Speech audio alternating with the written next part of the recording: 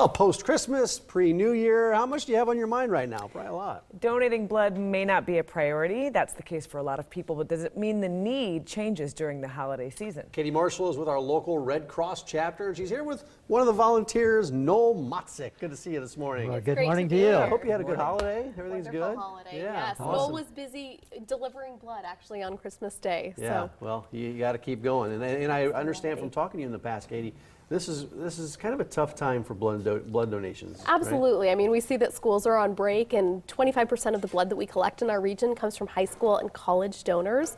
That's an incredible amount. We lose touch with most of those donors. Then we look at days like today, where we haven't heard of any blood drives being canceled yet, but it's a very real possibility. If this storm would have been any worse than it is right now, then there's a real possibility we would have had to cancel several blood drives. So we need to make sure that we have that stock constantly stable, so we don't get to the point that it becomes an emergency situation.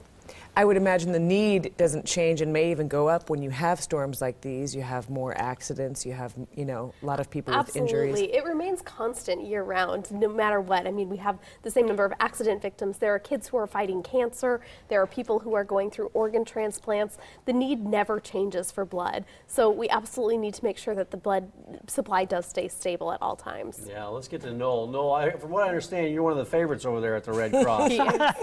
What's your role? What do you do?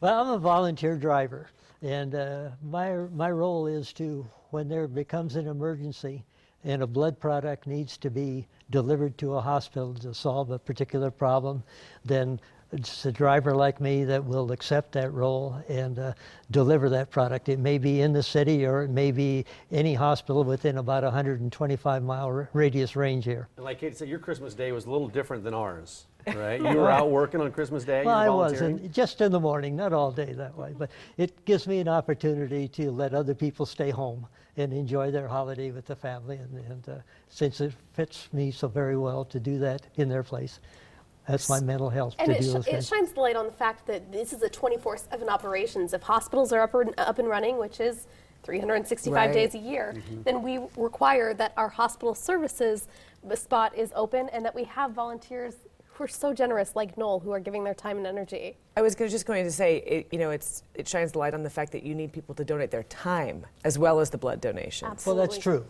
but it's an opportunity to volunteer someplace where you can pretty well schedule what fits your needs or opportunities that way. If you're still working and only want to do a couple Saturdays a month, fine. If you want to be an on-call person like I am, where if they can reach you at home on the telephone, and that's the way it goes. No, that's great. And I saw in the video, there's always a smiling face dropping off that blood when Noel's delivering too. Yeah. Every single time, and he makes it his goal to share those smiles wherever he Yeah. goes. Yeah. That's one of my goals, is to see how many people I can get to smile in a hospital, because it's such a somber place to begin with that way. Yeah. So Well, if I can get a smile, then that's just that much better. And I understand you've donated blood more than 120 times? Oh, something like that, I guess, that way. We lost You quit track. counting after a while. Yeah, you quit counting after a Yeah, while. Katie, what are I'm Yeah, sorry, and I'm scheduled tomorrow that way, again. you're ready to go tomorrow? Yeah. Ready to go tomorrow. Katie, what are some of the general areas where volunteers are needed at the Red Cross? You know what? We are in great need for volunteer drivers, just like Noel. And obviously, Noel gives a whole lot of his time, but he did mention that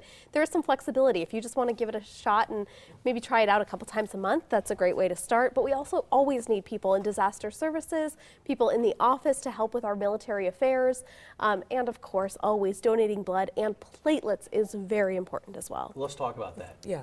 So the timing that the holidays fell. So we had Christmas that fell on a Friday, and then again New Year falling on a Friday. That means that a lot of people are kind of checking out for these 2 weekends straight in a row. The weekends are a really, really important time for us to be collecting platelets, because platelets only last 5 days. So when we're thinking about planning out for when the hospital use platelets, we need to make sure we're collecting over the weekend. So we do have openings to be able to donate platelets at our West Omaha Donation Center or the Dewey Blood Donation Center on 38th Avenue, or 38th Street, excuse me. It takes a little bit longer. When the whole process of donating whole blood takes about an hour, Platelets is going to take about 2.5 hours. And a lot of people like that downtime. You can watch a movie, you can just rest, read a book.